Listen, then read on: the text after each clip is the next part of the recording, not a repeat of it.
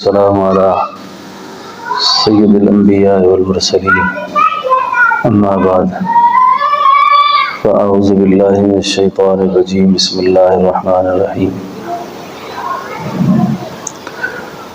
قرآن کریم کی سب سے جامع ترین آیت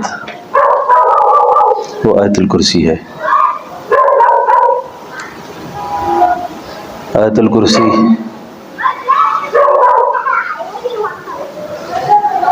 اس میں اللہ رب العالمین نے اپنے بندوں سے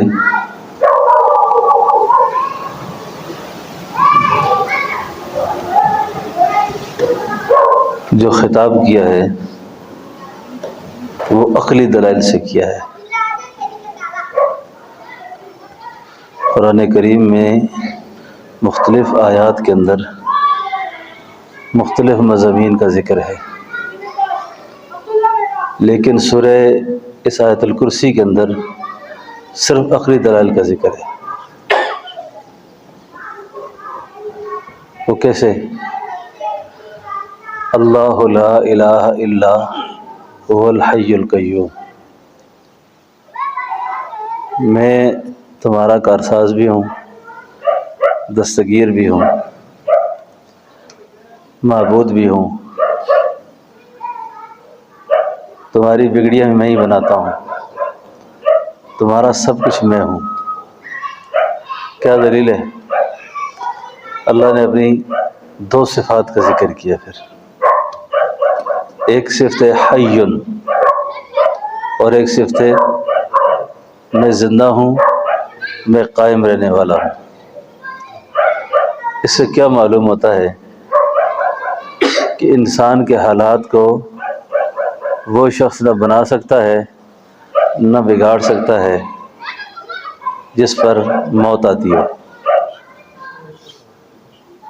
نقطہ سمجھ آ گیا؟ حی کیوں ہے، قیوم کیوں ہے؟ معلوم ہوا کہ جو آدمی مر جائے، جس پر موت طاری ہو جائے اور وہ دنیا سے پردہ کر جائے، وہ کسی کا الہ نہیں ہو سکتا، وہ کسی کا معبود نہیں ہو سکتا۔ مسائل سلوک میں ان آیات پر جن اللہ والوں نے غوطہ زنی کی ہے نا، وہ یہ فرماتے ہیں کہ عام طور پر انسان کی امیدیں اور توقعات وہ مخلوق سے وابستہ ہیں۔ جب باطن کی اصلاح اور تربیت نہیں ہوتی تو اللہ جل شانہ کا جو نمبر ہے وہ بہت آخر پہ لگتا ہے۔ اللہ کو بہت دیر سے یاد کرتا ہے آدمی، اس کی نگاہ کھڑے بتوں پر ہوتی ہے، پڑے بتوں پر ہوتی ہے۔ تو یہ حی کہہ کر، قیوم کہہ کر اللہ نے سارے باطنی امراض کو ختم کر دیا کہ اگر تم یہ چاہتے ہو کہ میں تمہیں ملوں تو پھر میری انہی دو صفات کو پیش نظر رکھو۔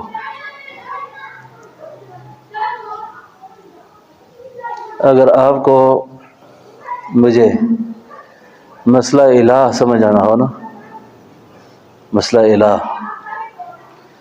سبحان اللہ، یہ مسئلہ الہ جس کو کہتے ہیں نا، اس کو صوفیاء کے بغیر کوئی نہیں سمجھا۔ اللہ والوں کی توحید جو ہے نا وہ بہت آگے ہے۔ یہ تو پتہ نہیں کیوں لوگوں نے بدنام کیا،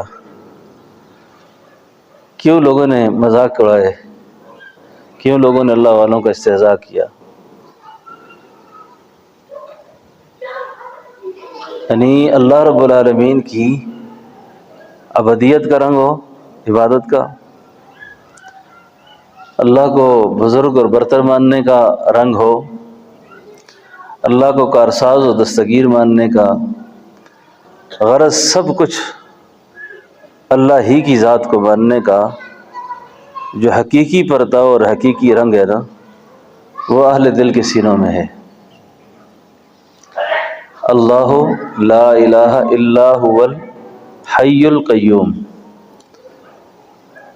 دلیل عقلی اس کو کہتے ہیں۔ پھر آگے تیسری دلیل دی، لا تأخذہ سنۃ ولا نوم۔ اس سے کیا معلوم ہوتا ہے؟ جو انگڑا جائے نا، جو سو جائے، جو انگڑا جائے اور سو جائے، وہ بھی کسی کا الہ نہیں ہے۔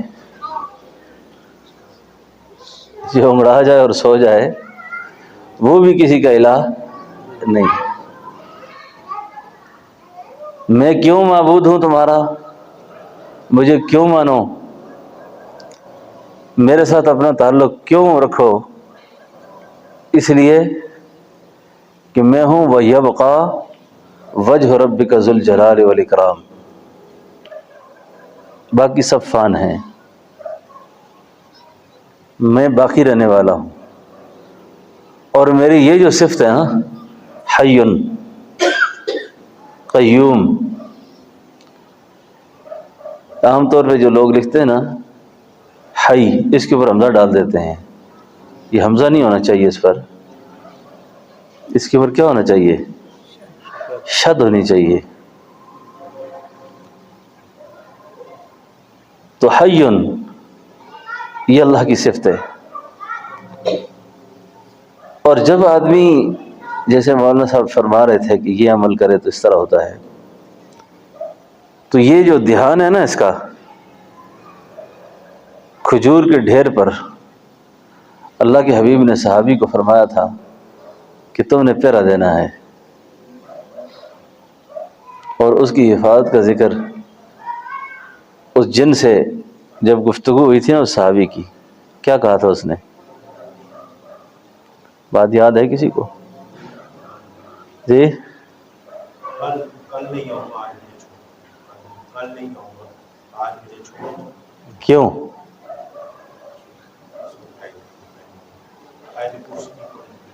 آج آیت الکرسی نہیں پڑھی۔ تو اس یقین کے ساتھ جب آدمی اس صورت کو، ان آیات کا ورد رکھتا ہے نا، اللہ رب العالمین اس کی حفاظت فرماتے ہیں۔ لیکن آپ مجھے ایک بات بتائیں گے، سوتے وقت کے معمولات میں آیت الکرسی کا پڑھنا سنت ہے، حضور کے مبارک معمولات میں ہے، سفر میں بھی ہے اور اپنے قرار میں بھی ہے۔ یہ جو ہماری دعائیں سر سے اوپر نہیں جاتی نا، یا درجہ قبولیت اور محبوبیت حاصل نہیں کرتی، یہ زبان سے تو کہا حیٌ، زبان سے تو کہہ دیا کہ آپ قیوم ہیں، لیکن آیت الکرسی پڑھنے کے بعد بھی لوگ گناہوں میں لگ جاتے ہیں۔ یہ کیسا حیٌ تھا اور کیسا قیوم تھا جس کو آپ نے پہلے الہ مانا تھا، معبود مانا تھا، کہ آپ قائم ہیں، زندہ ہیں، اور اس کے فوری بعد موبائل کھول دیا، اس کی خرافات میں لگ گئے، گناہ میں پھنس گئے۔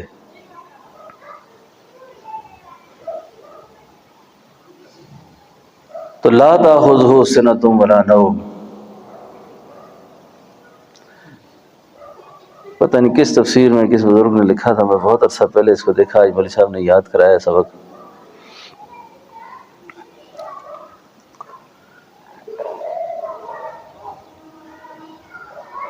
کہ جن لوگوں کے دلوں میں یہ فانی چیزوں کی محبت ہے نا، خاص طور پر عورتوں سے میل جول، عورتوں کا اختلاط، اور عورتوں کے اندر دل کا پھنسا رہنا، عورتوں میں دل کا پھنسا رہنا، خواہشات میں دل کا پھنسا رہنا، وہ لوگ قرآن کریم کی ان آیات کی یا ان صورتوں کے حقائق کو نہیں پا سکتے۔ وہ اس کو کہتے ہیں خرد نے کہہ بھی دیا لا الہ تو کیا حاصل، خرد نے کہہ بھی دیا لا الہ تو کیا حاصل، دل و نگاہ مسلمان نہیں تو کچھ نہیں۔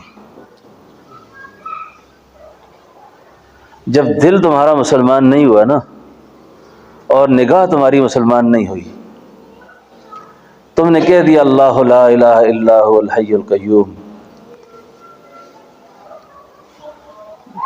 چور چوری کرنے بھی جاتا ہے نا، وہ بھی آیت الکرسی پڑھ کر جاتا ہے۔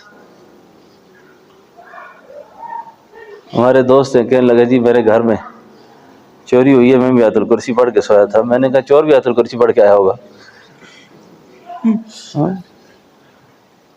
تو آپ کہتے ہیں کہ میں نے پڑھا بھی اور پھر بھی میری دعا قبول کیوں نہیں ہوئی؟ آپ نے حیٌ کس انداز سے پڑھا تھا؟ آپ کے سامنے قیوم ہونے کا کیا تصور ہے؟ لا تأخذہ سنۃ ولا نوم کا کیا تصور ہے؟ لہ ما فی السماوات و ما فی الارض کا کیا تصور ہے؟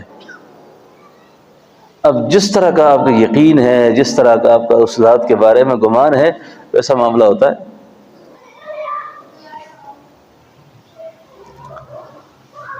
تو ان آیت کے اندر نا اللہ نے عقلی طور پر اپنے بندے کو سمجھائی ہے بات، عقلی طور پر۔ اللہ لا الہ الا هو الحی القیوم لا تأخذہ سنۃ ولا نوم لہ ما فی السماوات وما فی الارض، یہ سب عقلی دلیل ہے۔ یہ اصطلاح ہمارے بزرگوں میں رئیس المفسرین، سلطان العاشقین، سلطان العارفین حضرت مولانا حسین علی صاحب رحمۃ اللہ علیہ کی یہ تشریح ہے۔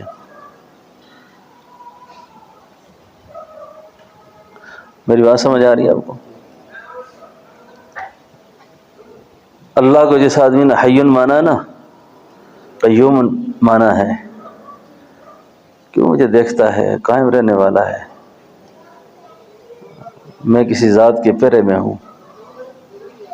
جب اس تصور کے ساتھ اس نے آیت الکرسی پڑھی ہے نا، اور اس کی بقیہ زندگی کا ہر روز ہر وقت آیت الکرسی کے سائے میں گزرتا ہے، تو وہ شخص اللہ کی ذمہ داری میں ہوتا ہے۔ یہ لوگ جنوں سے ڈرتے ہیں نا، یہ جن کھا جائیں گے، فلاں ہو جائے گا، یہ ہو جائے گا، یہ کون لوگ ڈرتے ہیں؟ اور وہ کن کو ڈراتے ہیں؟ وہ کن کو ڈراتے ہیں؟ وہ ان کو ڈراتے ہیں جن دل میں اللہ نہیں ہوتے، جس دل میں الہ نہیں ہوتے۔ ورنہ انسان سے بڑی مضبوط اور طاقتور مخلوق اللہ کی اور ہے ہی کوئی نہیں ہے۔ یہ تو اشرف ہے سب سے، یہ تو سب سے معزز ہے۔ تو اللہ جل شانہ کو اس کی صفات کے ساتھ ماننا، اس کے حقوق و اختیارات کے ساتھ ماننا، اور اپنے دل و نگاہ کے خیالات کو اسی ذات پر ٹکا کے رکھنا، اور کسی وقت بھی اس ذات سے ادھر ادھر خیال نہ جائے، یہ سلوک کا اعلیٰ درجہ ہے۔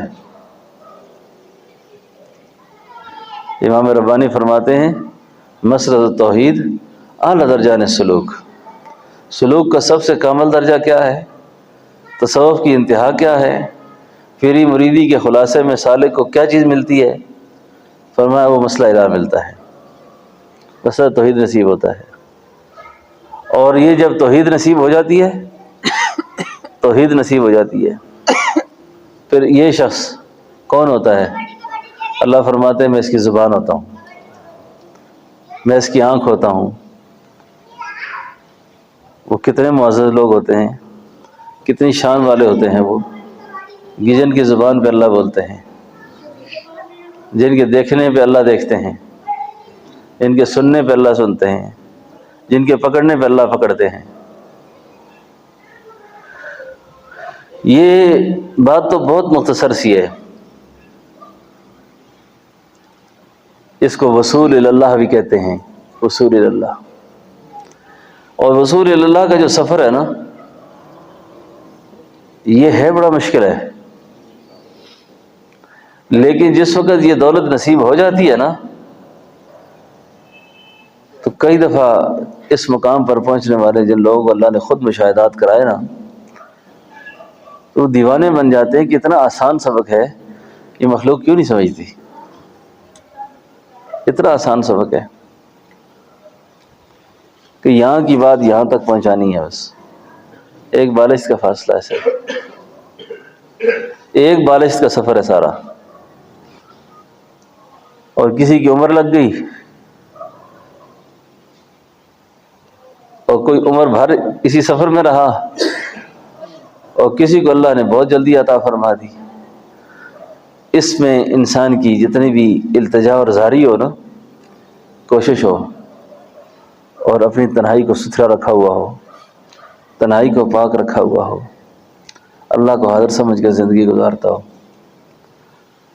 اللہ کو حاضر سمجھ کر زندگی گزارتا ہو، وہ شخص جلد کامیاب ہو جاتا ہے۔ اور جس آدمی نے کبھی خواہش کا بھی غلام ہے، ضرورت آئی تو اللہ کی بھی مان لی، ضرورت آئی تو خواہشات کا بھی اتباع کر لیا، ایسا شخص کامیاب نہیں ہوتا کبھی۔ تو یہ جو بیعت ہے یا سلوک کا سبق ہے نا، یہ فقط اللہ کو لینے کا سفر ہے۔ حدیث میں آتا ہے کہ ایک شخص نے آ کر رسول اللہ صلی اللہ علیہ وسلم کی خدمت میں اتنی بات کی تھی، تو آپ نے اس بات کو ناپسند فرمایا۔ کو بات کرتے کرتے اس نے کہا نا، جیسے اللہ چاہیں جیسے نبی چاہیں۔ کتنی بات ہے یہ! تو آپ نے فرمایا مجھے اللہ کا شریک نہ ٹھہراؤ، مجھے اللہ کے ساتھ شریک نہ ٹھہراؤ، مجھے اللہ کے ساتھ شریک نہ کرو۔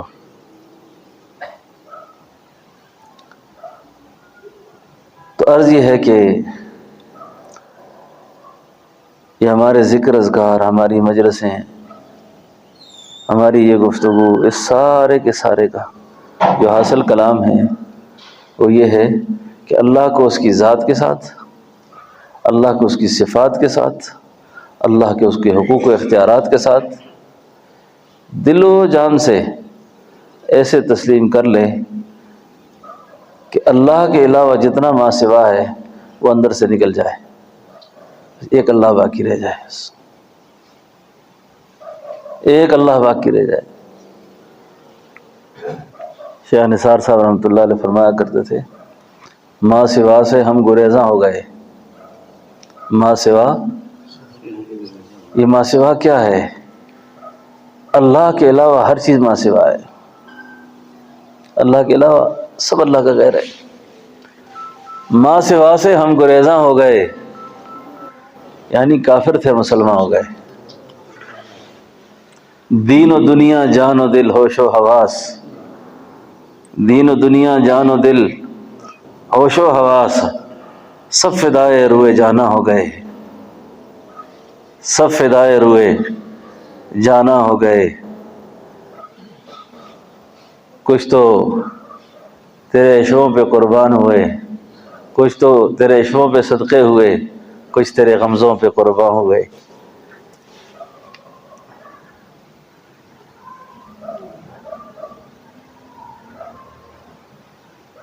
تو اللہ کے علاوہ سب اللہ کا غیر ہے۔ اس میں ایک شعر ہے خنجر ابروق سے، اسی نظم کا، خنجر ابروق سے جو بچ کر چلے، خنجر ابروق سے جو بچ کر چلے، وہ شہید تیغ مژگاں ہو گئے۔ خاک میں مل گئے ہم لیکن نثار، اب تو لائق پابوں سے جانا ہو گئے۔ تو میں نے ان سے پوچھا تھا اس شعر کا کہ میں کہتا یہ خنجر ابرو ہے یہ کیا ہے؟ یہ زہر ہوتا ہے نا جو خنجر کے آگے لگا ہوتا ہے، یعنی جس کو مارا جاتا تھا نا جنگوں میں، اس کے آگے زہر آلود زہر لگا دیتے، اس کا ہلکا سا وار کٹ بھی جائے نا لگنے والے کو مار دیتا تھا۔ کہتے اس کے میں نے بہت اشارے کیے ہیں، یہ جو خنجر ابرو ہے نا، جو اس بدنگاہی سے بچ گئے نا وہ ہمیشہ کی زندگی پا گئے، وہ ابدی زندگی لے گئے وہ، کیونکہ یہ اتنا بڑا فتنہ ہے، اتنا بڑا فتنہ ہے کہ بڑے بڑے اہل قلوب، بڑے بڑے اہل دل برسوں کی ریاضت اور برسوں کی محنت کو اس بیماری کی وجہ سے ختم کر بیٹھے. اس لیے بہت بڑا مسئلہ ہے، یہ بہت اہم مسئلہ ہے یہ. تو اللہ تعالیٰ ہم سب کو